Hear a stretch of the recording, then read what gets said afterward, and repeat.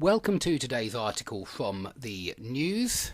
Today's article is from the most disgusting, deplorable, dishonest news organisation in the world, the British Broadcasting Corporation. And today's article is called Practice Admits Breach of Duty, which is a violation of duty, a dereliction of duty. It's when you don't do your duty, over vaccine death. Now, a practice is a medical practice. It's where you go and see your doctor. My local practice has my local doctor, and I haven't seen him for at least 10 years, and I prefer things that way because I'm actually quite scared of doctors. So this medical practice admitted a breach of duty, which means they didn't do their duty over vaccine death, and so they've admitted some responsibility in some kind of way, some liability, you can also say, for this person down here, Jack, who was only 26 when he died, sadly, a few weeks after taking the AstraZeneca vaccine. And he died after he was diagnosed with blood clots on the brain. This is a story from the 12th of July 2024, so it was first on the BBC website yesterday. And so let's have a look and read about poor Jack. It is a sad story, I do want to warn you all, but let's find out what happened to Jack. So a medical practice, I told you that we call this is a place where doctors work. Usually it has family doctors, GPs, and people go in there and see their GP for minor complaints, usually. You go to hospital if it's something serious. So a medical practice has accepted that a 26-year-old man, notice the hyphens in the compound adjective, 26-year-old, and I must admit that even when you say a 26-year-old, and use it as a noun, it's still hyphenated. So you use hyphens for 26-year-old. A 26-year-old man who died within 2 weeks of taking the AstraZeneca's COVID-19 vaccine, AstraZeneca's or the AstraZeneca COVID-19 vaccine, was not told the correct risk. And so I suppose this must be the breach of duty, that they did not tell him how risky it was for him.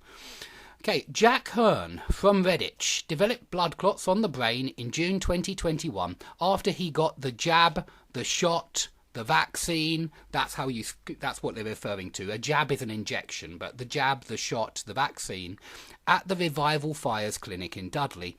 At the time, the advice was to offer alternative vaccines to people under 30 because of the known risks. And so they were known, these risks. These risks of blood clots were known. In fact, I even knew about them in 2020. And I'm not saying that as a boast. I'm saying that I think a lot of people knew about them. But for some reason, we weren't allowed to talk about them, were we? Does anybody remember? You weren't allowed to write anything about them on social media. I certainly remember. So, Anchor Medical Practice has admitted a breach of duty, a dereliction of duty, but has not accepted responsibility for Mr. Hurn's death. Excuse me. His family are taking legal action against the doctor's practice. So they're taking the doctor's practice to court, claiming that the decision to vaccinate that day destroyed their lives. Well, I'm sure that everybody believes that claim, certainly. There's nothing unbelievable there. It's certainly, obviously the case that it did destroy their lives. His girlfriend, Alex Jones, probably better to put commas around Alex Jones to make sure it's a non-defining A positive, yeah?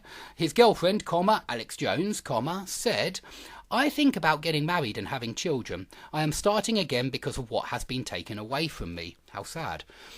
I don't think they understand how we can get on with our lives now that Jack has gone. How can we get on with our lives now that Jack has gone? His mother, Tracy Hurn, said, his last words were, I am scared. We have to live with that for the rest of our lives. Our son was terrified. Mr. Hurn, a former student of Coventry University, there's another A positive in commas, drove with his girlfriend from their home to the Dudley Centre on 29th of May 2021 for the vaccination. From 7th of April that year, guidance from Medicines and Healthcare Products Regulatory Agency, that's the MHRA, had changed and suggested that under 13s should be offered alternatives to the AstraZeneca jab. Yeah, the AstraZeneca jab, the AstraZeneca shot, the AstraZeneca vaccine. Miss Jones claimed they were not told about the seriousness of the side effects, probably because social media was banning all talk of side effects related to vaccines. But that's just a guess. I'm not sure. I'm just making making an assumption there, really. It was not made clear to us that it was fatal, and the blood clots were on the brain. That would have made a difference to us, she said.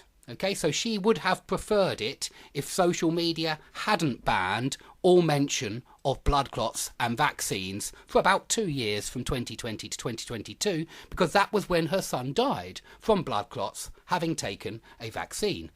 The vaccination centre was run by the local primary care network, and the lead practice was Anchor Medical Practice. Anchor Medical Practice did not administer the vaccine.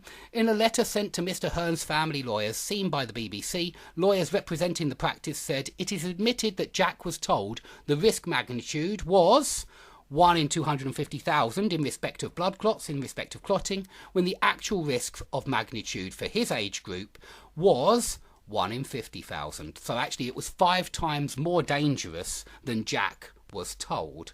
As far as we know now as well. I mean, that figure might change in the future, who knows. It is admitted that the failure to provide the correct risk magnitude for blood clots at the time of obtaining Jack's consent, and consent is very important. If you give your consent to have sex, then, well, that means you are not raped, and if the other person gives their consent, they are not raped.